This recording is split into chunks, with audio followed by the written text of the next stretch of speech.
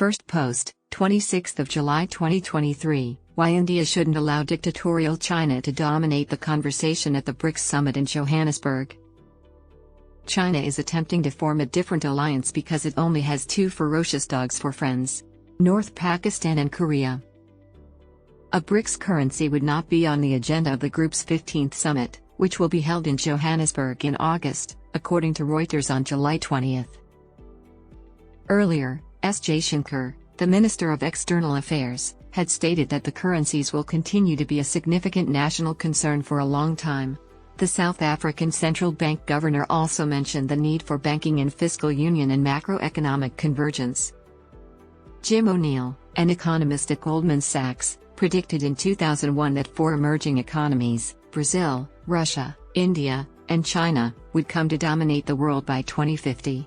This underlying hypothesis sparked the group's formation, which only became a cohesive geopolitical bloc by 2009 and was joined by South Africa in 2010. The organization's mission was to make the rise of the rest a reality and to promote greater diversity in global economic, investment, and financial models. The new development bank's founding goal was to mobilize resources for infrastructure and sustainable development projects in emerging markets and developing countries as a BRICS response to the hegemony of the Bretton Woods institutions. In many ways, it reacted to the unipolar world in which the US was the sole superpower financially and strategically. This organization appears to have been a reactionary activity against the strangling of developing economies in the Third World by an economic model led by the IMF and World Bank that seems to be dominated by the US and is Eurocentric. The group supported multilateralism and a more inclusive and varied global financial system.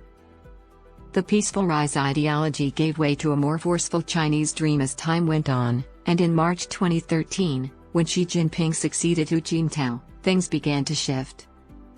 This became even more obvious during Xi's second presidential term, which began in 2018 and included the trade war that began just a few months before Jinping's second term officially began, the inauguration of the Democratic Biden administration in the US, the COVID-19 pandemic, and finally the Russia-Ukraine war.